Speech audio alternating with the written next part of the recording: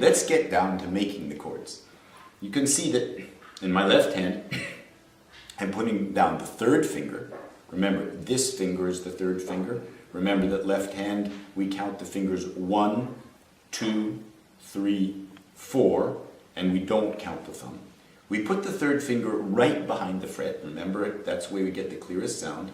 And instead of just playing one note, as we've been doing, we strum down 4 strings. So let's go to the right hand for a minute. We're going to strum down just 4 strings. 3 of them are open, just the first string is covered. And for every chord today that we do, we're going to not only strum down, but we're going to go down, up, down, like this. And notice that I only played 4 strings. I didn't play all 6. So let's do it again. Are you ready with the third finger there? Here we go. Let's do it again.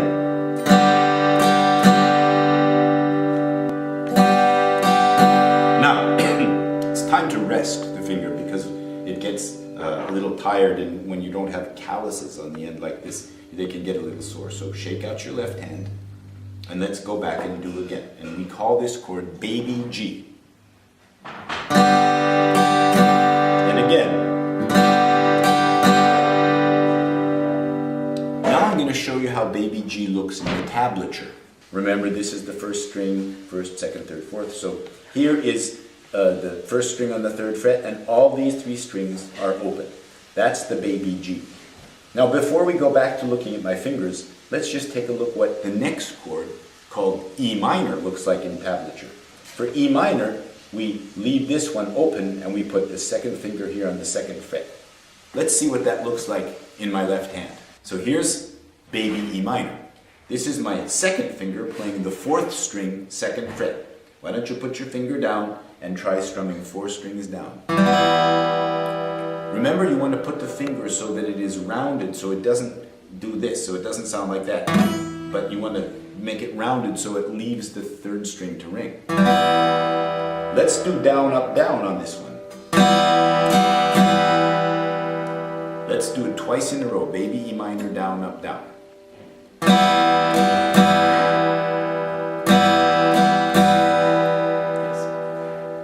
From now on. Now we're going to go back and forth between baby G and baby E minor. And we're going to go down, up, down twice on each. Let's start with baby G. 1, 2, let's go.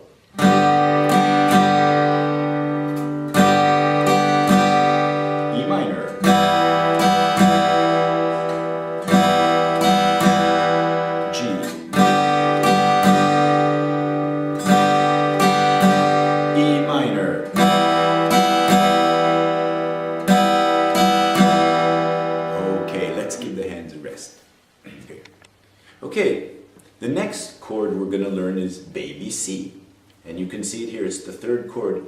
And if you look at the tablature, you'll see that the 4th string stays on the 2nd fret, and you just add the 1st string on the 2nd string, 1st fret. So now let's look, in a moment we're going to shift to the guitar fingerboard, and we're going to see what the change from E minor to C looks like.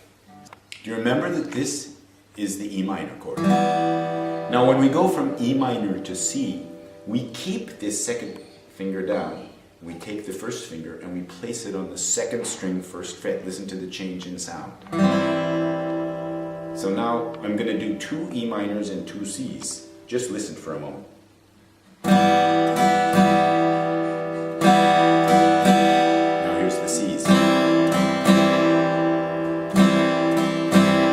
So just add this finger. Why don't you do it with me? E minor, 1, 2, let's go. Now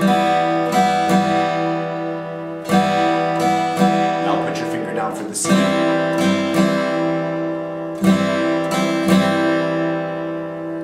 Okay. Now usually beginning guitar players have a hard time curving their fingers enough, so instead of sounding like I did, clear, to here, it's possible that yours sounded like this. Don't worry. It happened to me the first day I did it too, and the first many days. It's going to take a while for you to get clear notes in your chords. But the way to do it is to make sure that your fingers are coming down right from the top, and also they're right behind the fret. Let's do a few tries of E minor to C. Here's the C. E minor. C.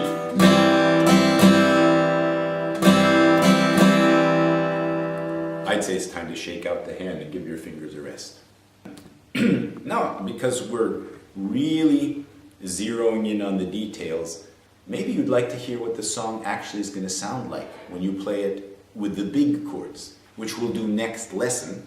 However, it's always good to know where you're aiming. So this is a song from the early 1960s, written by my great role model named Pete Seeger, and it's an anti-war song called "Where Have All the Flowers Gone?" So.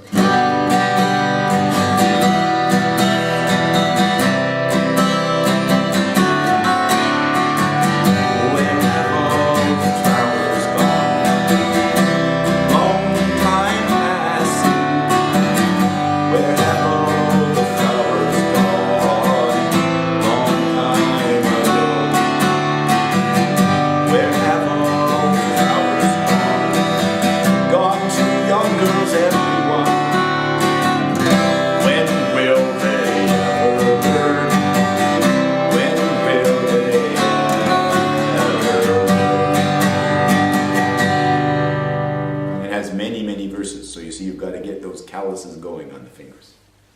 So now, because in the song you just heard the chords go in a particular order, we're going to practice. We still haven't learned the D7th, which is a little more challenging because it uses 3 fingers and it's hard to get it clear. But what we're going to do now is we're going to practice going G, E minor, C, and then we're going to go back to E minor. Think of we're going to go da, da, da, da. And we're going to do twice on each chord.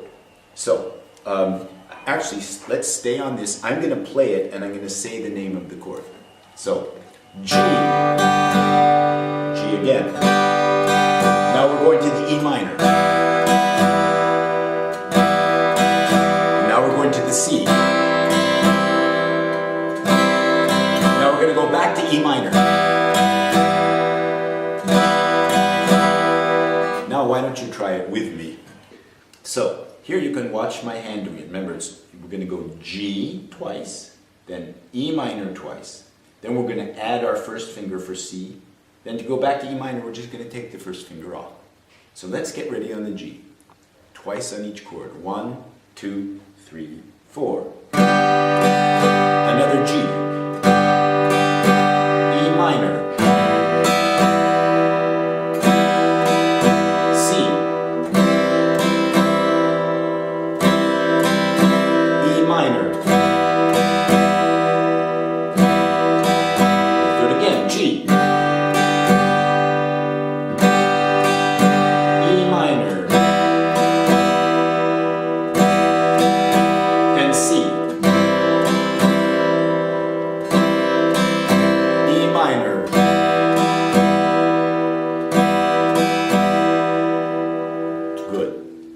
Although you might find changing chords challenging, the good news is that most songs only have 3 or 4 chords in them, especially old folk songs.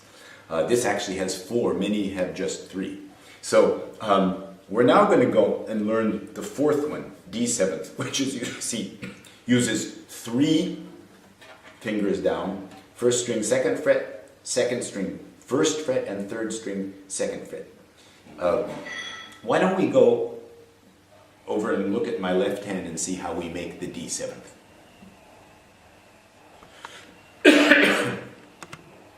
Okay, so let's build the D7th from this way up. 4th string is open. This finger, 2nd finger, goes on the 3rd string, 2nd fret. 1st finger goes on the 2nd string, 1st fret. And then this 3rd finger goes also on the 2nd fret, so just below the 2nd finger, but way down on the 1st string. So it sounds like this.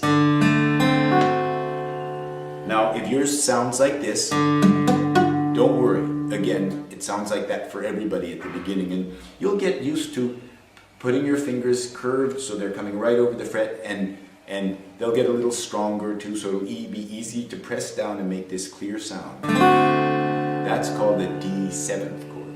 So let's try to get on D7th. Let's do a couple down, up, downs on the D7th. 1, 2, let's go.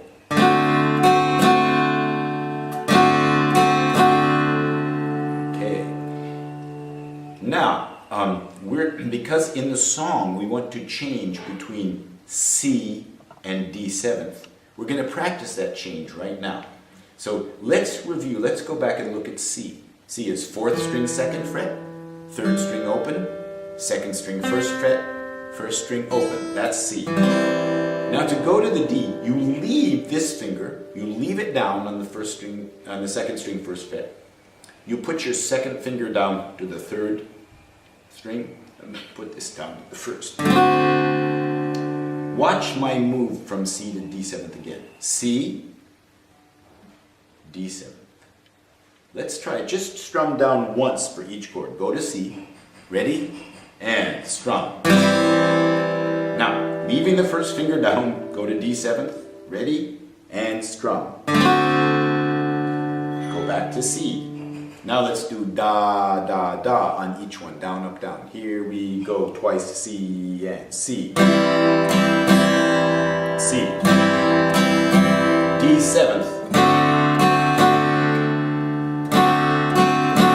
Back to C. C. D7th.